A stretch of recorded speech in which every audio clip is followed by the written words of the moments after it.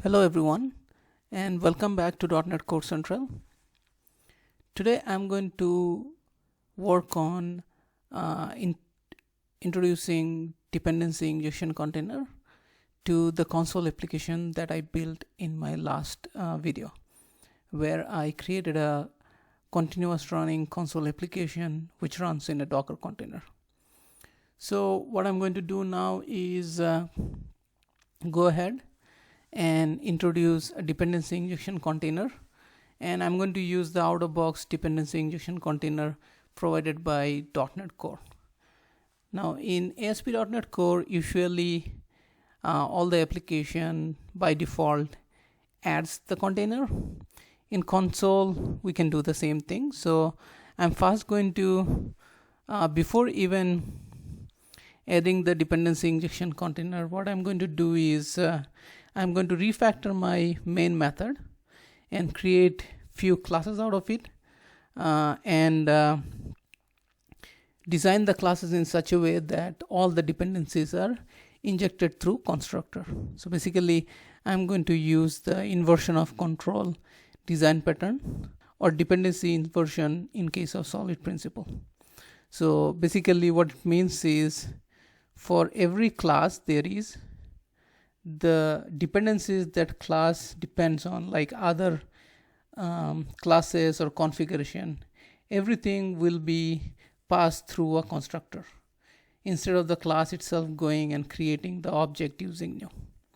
So first I'm going to refactor the main method, and during refactoring I'll first create something called as a continuous running processor.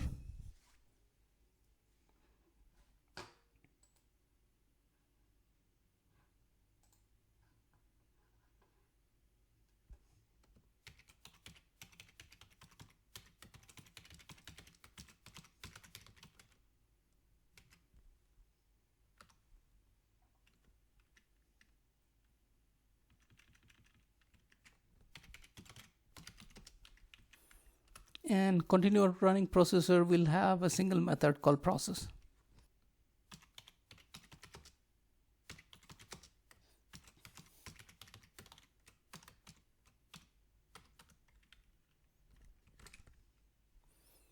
And next I'm going to copy the code out of the main method and paste everything in the continuous running process.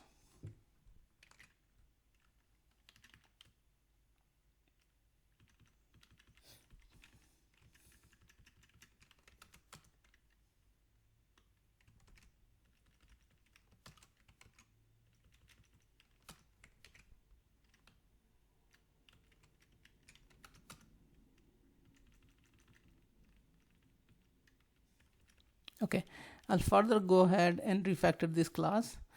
I'll keep the responsibility of this class to just create the background thread and wait on the close event, and I will refactor the console.writeLine, which can be any processing, into its own class. So I'll create a console printer,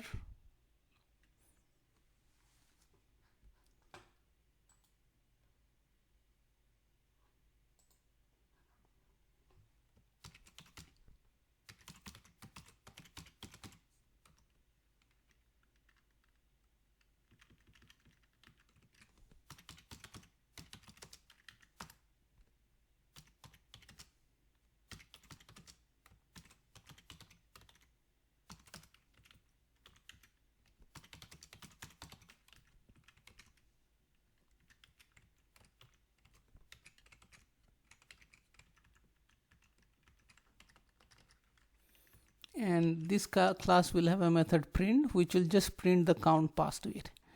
But in a real life scenario, this will be a place where a bunch of processing will happen, and this might depend on its own thing as well, other classes as well. So we'll do that also. So first let me create an extract an interface out of it. Next thing I'm going to do is I'm going to create a class which will determine if the printing can happen or not.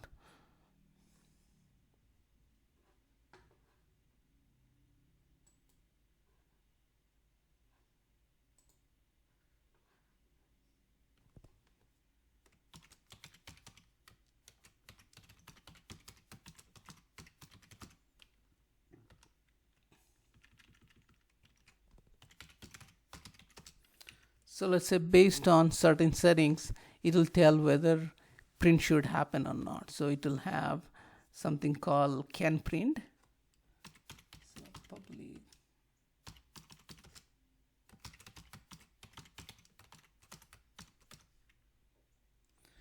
And for the simplest implementation, I'll just return true from this function.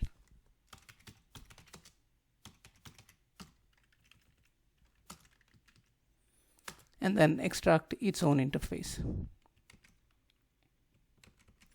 Next, I'll go back and refactor this class to add a constructor which will take the print setting provider and use the print setting provider to whether to do a console.writeLine or not.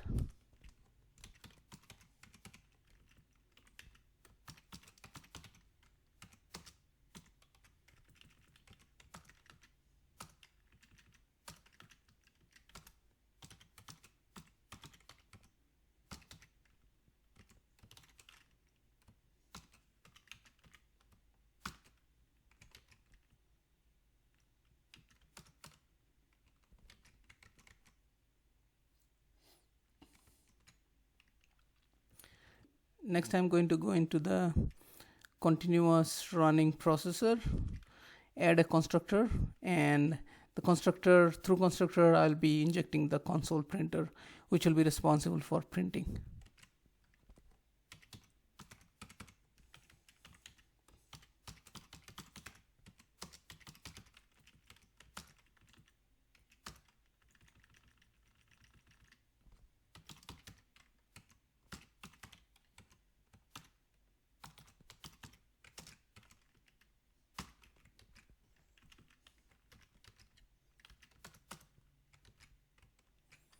So now all the codes are refactored, and the main program class, the main method doesn't have any implementation. So what we want to do is we want to use now the dependency injection container and configure or register all the classes and then use that from main method to start the whole process. So let's do that. For doing that, first we'll create a container configuration class where we can just isolate all the registration. I mean, this can be done inside the main method also, but I prefer to keep a class of its own where all the registration happens in one place.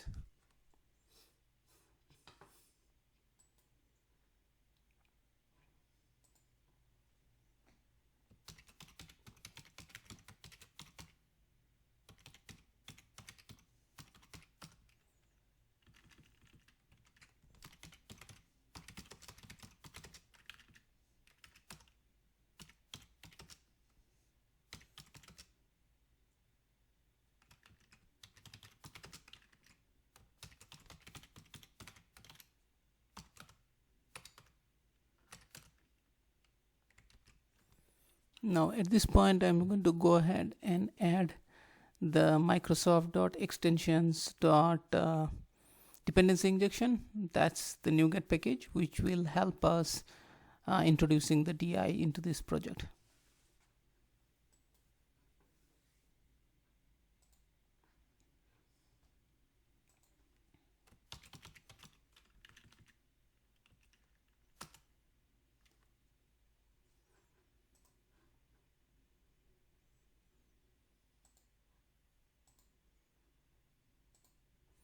And I'm always going to use the stable version instead of the pre-release.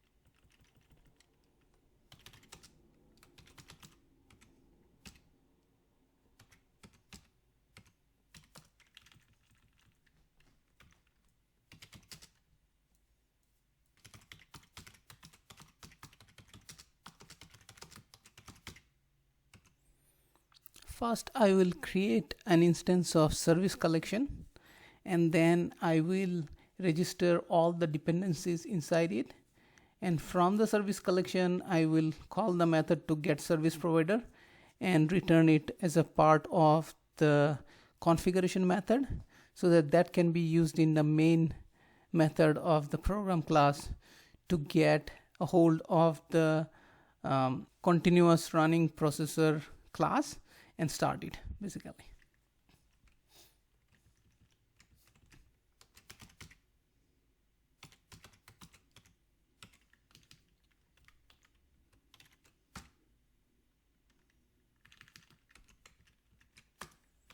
I'm going to use the method add singleton for all the registration, which will create a single instance of the type throughout the process. And this is this continuously running console application. For most of the part, we would just need single instances.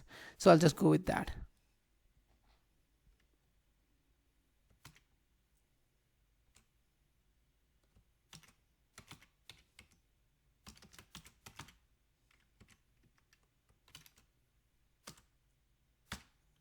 I would start with print setting provider, then console printer, and then finally the continuous running processor.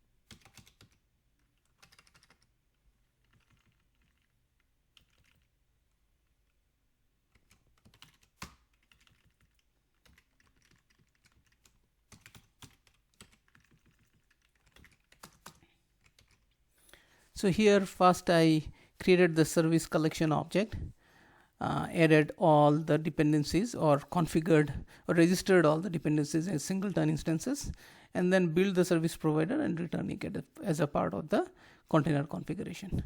Next I'll go into the main method, and then here I'm just going to add the code to call the configure method of the container configuration.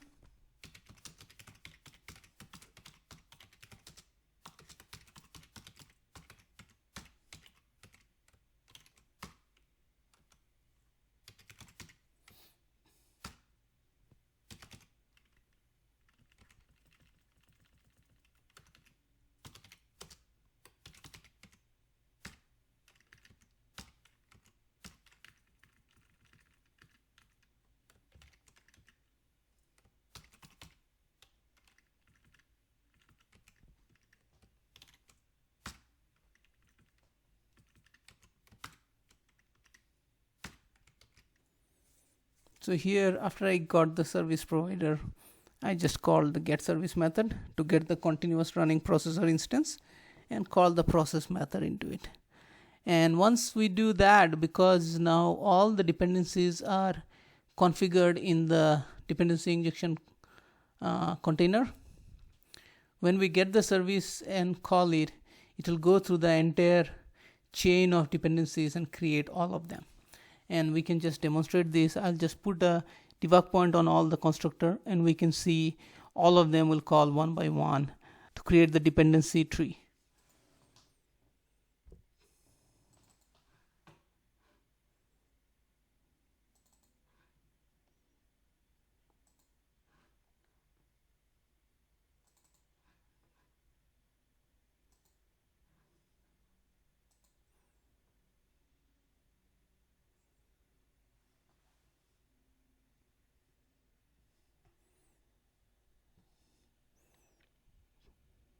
So in this case, first the print setting provider will be called.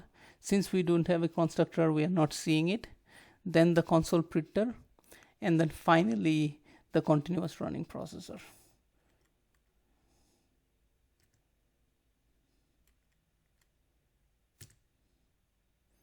And we can see the application started running and it is working as expected. So now at this point in time, we are using dependency injection container inside a console method, inside a console application, and you can see it's working. So the next thing I also wanted to show is along with that we can just use the logging, and for this demo purpose I'll just use console logging, and we can show how we can inject even the logger after we configure them in the dependency injection container.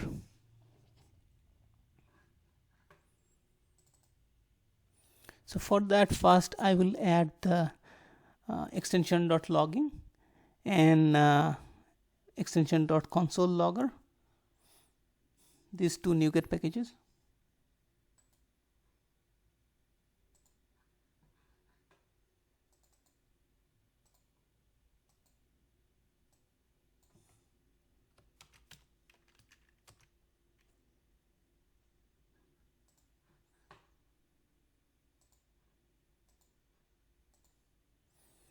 So first I'll install the logging, and then I'll install the logging.console.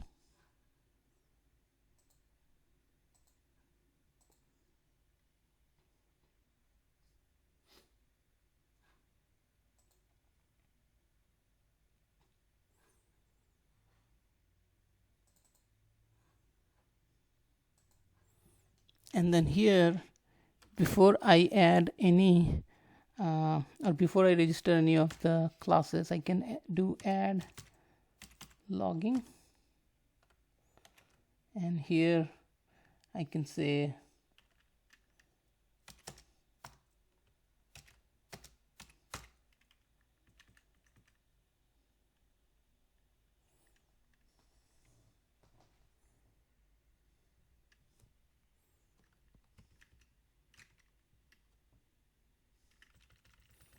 first let me add the namespaces.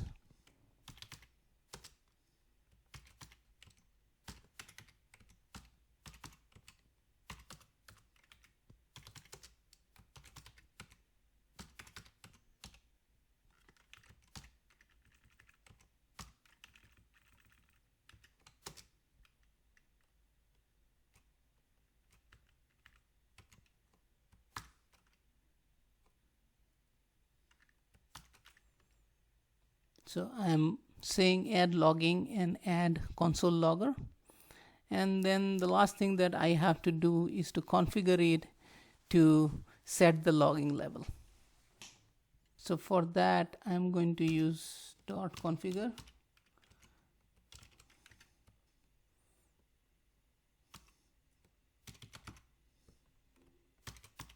So I'll be adding logger filter options.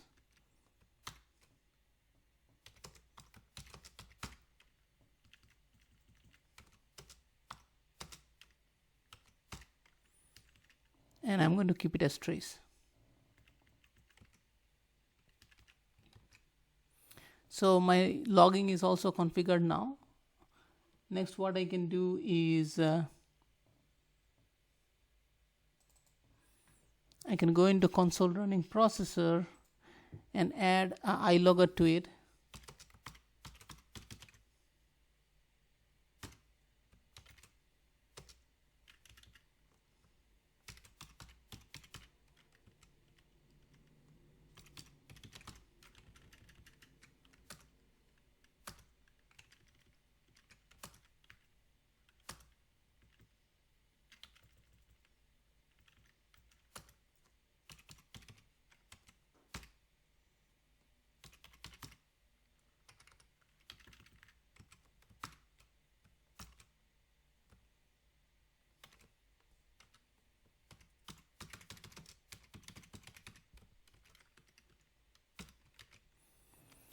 So here I'm just injecting iLogger for the type continuous running processor and using that to log in information. So when we run this function, what is going to happen is, since we already configured the console logger into the dependency injection container, the container is going to pass an instance of iLogger, and when it prints, it will print with this type information. So I'm going to do a Control F5 and run it.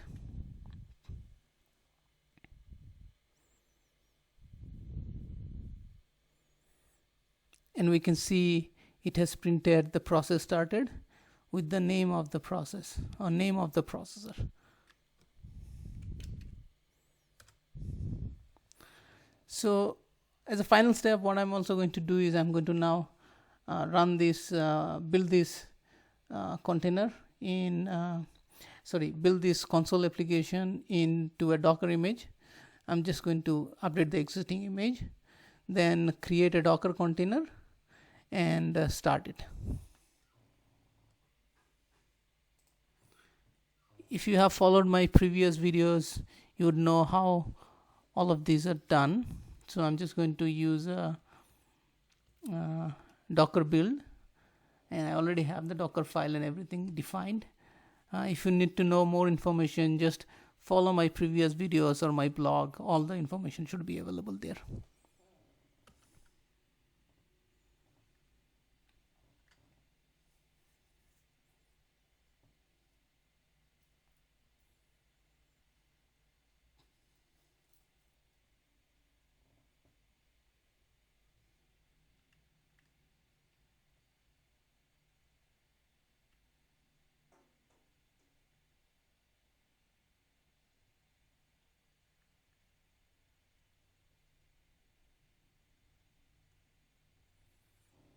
The build is done. Now I'm going to just create a container out of the image.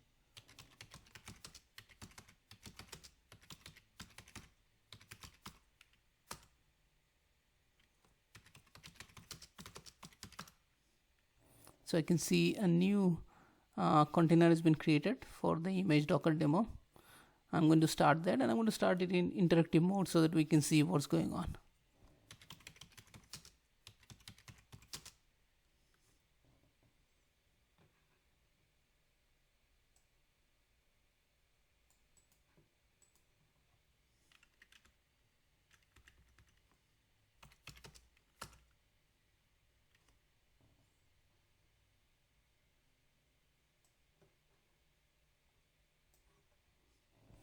And as we can see here, it is working as expected. It starts with the hello world, then it is printing the counts, as well as it printed the log information.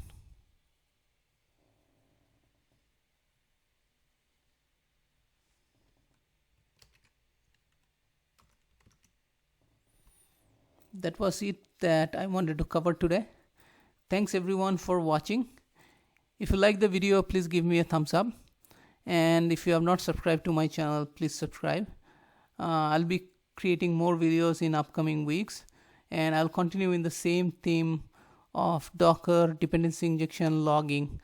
In next video, probably I'll cover how we can use different dependency injection container instead of the default one, something like an artifact. And then I will also see if we can how we can use something like nlog as a logger, nlog or serilog as a logger instead of the console logger. Thank you so much.